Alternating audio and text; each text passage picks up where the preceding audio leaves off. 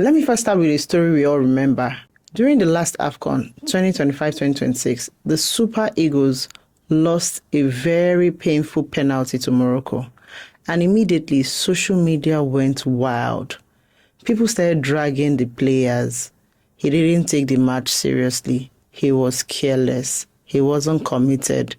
Then a story started circulating that the player allegedly told his teammates, "Why are you people too serious? They never even pay us allowance or bonus." And suddenly, the conversation changed. When money is owed, commitment starts to drop. Whether the story was true or not, one thing became very clear. When people are owed money, motivation drops. And not just in sports, in offices, in organization, in sectors, even in how a country is perceived. That one moment made Nigerians feel disappointed, angry, and embarrassed. Now imagine the same feeling, but inside an office. This is Office Talks with Nnenna Madu, where the boardroom meets the break room. And today's gist, it slaps.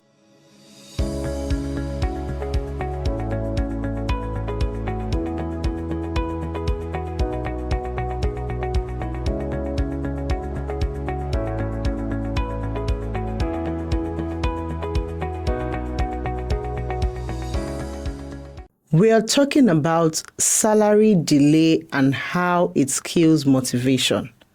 Money is not everything, but it's a lot of things. Let's be honest. Money may not buy happiness, but lack of money will buy you stress. As a responsible adult, almost everything you do is tied to income. Your transport, your rent, your family support, your food, life itself. So naturally, when you hold someone's salary, they will react. And that reaction will affect both productivity, office morale, company culture. You cannot delay salaries and still expect people to be smiling and giving you their best. Let's not deceive ourselves. Why I made salary discipline a non-negotiable? Before I fully stepped into my role as the managing director at Nomad Energy, one thing I prayed about and built into the system was salary security. At every point in time, we aim to have at least 2 years of staff salary catered for. Yes, 2 years, not 1 month, not 3 months, 2 years. So even if clients delays payment for 6 months, staff salaries are never affected. Because what we don't want is this. We don't want people cutting corners. We don't want people ignoring standards. We don't want people doing anyhow because they are old. Salary delay can numb an entire office. If what was alleged about the Super Eagles was true, see how it made the whole nation feel. That same sadness, that frustration, that disappointment, that's how an office feels when salaries are delayed. Office energy becomes numb. People still come, but their spirits did not come with them. Because for many people, salary is the main reason they show up at work. Let's not even pretend. If you can't commit, however, opt out. Don't sabotage. Personally, I would even argue that situation and say, if the player knew he wouldn't be committed because of money, he should have opted out. Don't come and sabotage the entire team. Same thing in the office. If salary delay has reached a point where people are acting out, that organization is already bleeding internally. Let me ask a very uncomfortable question. This one is for business owners and top management. How do you sleep well at night knowing you owe salaries? Staffs are struggling. People are borrowing for transport, but you're traveling abroad, going on luxury vacation, posting enjoyment online. I genuinely want to know, what is the color of your audacity? Survival behavior is not theory, it is real. At Nomad Energy, we've not experienced survival behavior because we don't owe salaries. But I remember a friend who worked in a place that owed staff like 9 months. 9 months. At first, management kept saying Next month, it will come as a lump sum.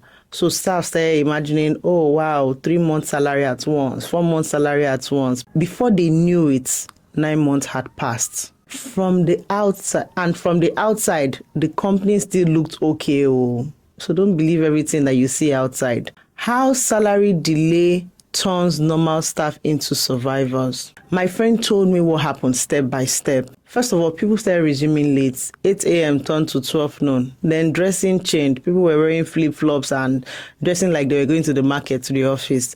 Then office equipment started disappearing. Even water dispenser, people would just take water, and pack gallon and go to their house. Accessories, things were missing. Then people started coming twice a week, working from home, until finally they protested, because I think it was more like a unionized company. Messy, very, very messy. But guess what? The owner was still living large. Through all of this, the owner was still traveling abroad, still enjoying with his family. God, please just give me the grace to never owe salaries. Because after 30th, anxiety starts. Talk less of 9 months. People panic after the 31st of the month. Talk less of 9 months. How do you expect people to keep showing up when their transport money is finished? Their families are calling. Their dependents are dragging them. Staff have needs. They have families. They have responsibilities. You must pay your staff. And if possible, pay them well. When you pay salaries on time, you build trust. You earn goodwill. Yes, some staff don't care about your company. They just want money. That's reality. But delayed salaries guarantee one thing. There's going to be low morale. There's going to be low effort. And there's going to be high resentment. If you're owing anyone, especially people representing your brand or your culture, please pay up. Salary delay confuses people emotionally and mentally. People have planned their month around that money. When it doesn't come, it shakes everything. So, a word to entrepreneurs and business owners. Dear entrepreneur, I say it again, please pay your staff and pay them on time. Pay them well if you can. No business thrives on unpaid salary. I understand that, you might be going through downtime, but you can communicate. When you communicate properly, the staff would be able to see, and then they can be able to make their decisions in time. People that would stay will stay. People that would leave on time. I've had an experience where somebody actually stayed with a company. I think the guy had been working for like 3 years or so, or more than 3 years with the company, but they started owing salaries. So something was going on with the company's finance. But the guy remained with them for years. At a point, he was just collecting TFare money to be coming to work. When the company got a major contract, all his money was paid to him and he bounced back, and that was like the loyalty that the company needs. But it's not everybody that has that kind of spirit.